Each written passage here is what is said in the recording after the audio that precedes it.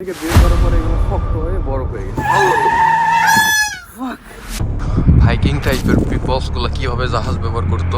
Hello everyone, আজকে আমি আপনাদের একটা মজার বিষয় দেখাবো যে বরফ করে কিভাবে মানুষ মাছ ধরে নদীর মধ্যে। দাও তো আমার ভিডিওটা দেখতে আপনি সঙ্গেই থাকুন। Hey dear friend, I'm here to see the river, how the people fishing today. This is very cold. আমি এখন আইসক্রিম করবো।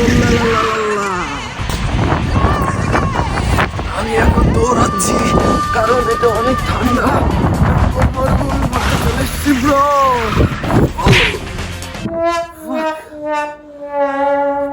পড়ে গেলাম ভাই, সরি। আমি আসলে বড় হয়ে যাচ্ছি ভাই, আমার হাত ঠান্ডা হয়ে গেছে আর আমার পোশাকটা আমি সেভাবে পরে আসি নাই, যে কারণে আমার খুবই ঠান্ডা লাগছে। একটা নদী কিভাবে ঠান্ডায় বরফ হয়ে যায়, সেই ঠান্ডার মধ্যে মানুষ কিভাবে সার্ভাইভ করে। এখানে এখন এরা করতেছে, এখান থেকে বরফ বের করে দেখেন বরফের গভীরতা কত বড়।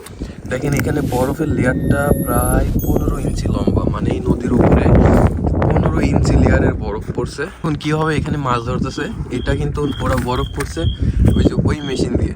এটা হচ্ছে একটা মেশিন, তো এই মেশিন দিয়ে ওরা এখানে চেক করতেছে এর ভেতরে মাছ আছে কিনা। যদি মাছ থাকে তাহলে এখানে দেখায় যে মানে সিগন্যাল দেয় আর কি। এটা অনেক ইন্টারেস্টেড।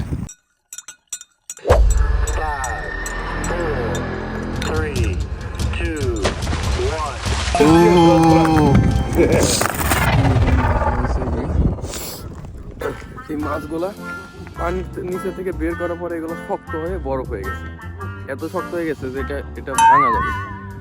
তো পানির নিচে এই মাছগুলো কিভাবে থাকে জানি না, আপনাদের কেমন লাগে জানি। যে এখান থেকে বের করা হয়েছে মাছটা, এখানে আসলে ওরা মজা করে মাছ ধরে, মানে এখানে মাছ যে আপনার বিজনেস করে বা মাছ মেটে যে এখানে এরা জীবন ধারণ করে এমন কিছু না, এরা শখের বসে মাছ মারে। আপনারা তো সবাই জানেন যে মাছ মারা একটা শখ, তো এদের মধ্যে শখ কাজ করবে।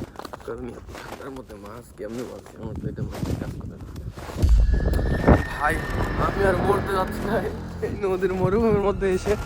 আমি পুরো একদম ঠান্ডা হয়ে গেছি আর আমার পোশাকটা এত গরম না, মাইনাসের জায়গায়। আমি জাস্ট নর্মাল পোশাক পরে বের হয়েছিলাম ইউনিভার্সিটিতে।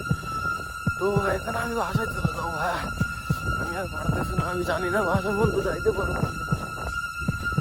আপনারা বিশ্বাস করবেন কিনা জানি না, আমার হাত তো চলতেছে না আর মাথা ঠান্ডা হয়ে গিয়ে আমার মাথা কাজ করতেছে না।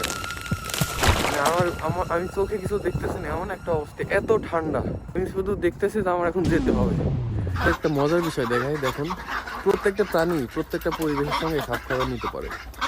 আমাদের হাঁসের থেকে কিছু শেখার আছে। দেখুন এগুলো হচ্ছে হাঁস, আপনারা জানেন কি জানি না, এই হাঁসগুলো উঠতে পারে, এই হাঁসগুলো উঠতে পারে।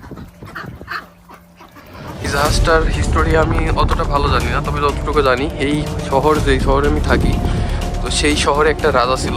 সেই রাজা এই দেশে এই শহরে প্রথম যখন বাণিজ্য করতে আসে তখন এমন অনেকগুলো জাহাজ নিয়ে আসছিল। হাইকিং টাইপের পিপলসগুলো কীভাবে জাহাজ ব্যবহার করতো, তো এটার একটা তার উদাহরণ। আর এই জাহাজের হিস্টোরি সম্পর্কে আমার অতটা জানা নাই। এটা 352 সাল, মানে 352 সালের এটা তৈরি। অনেক রাজা ছিল, অনেক বাদশা ছিল, তাদের স্মৃতিগুলো এখন আছে, কিন্তু তারা পৃথিবীতে নাই। আমি সহ একজন নগণ্য মানুষ, আমি এখন পৃথিবীতে থাকবো না। তবে আমি একজন বাংলাদেশি, আমার পৃথিবী ঘুরে দেখার অনেক শখ। আপনারা আমার জন্য দোয়া করবেন আমি যেন পৃথিবী ঘুরে দেখতে পারি এবং আপনাদেরকে আমি দেখাতে পারি।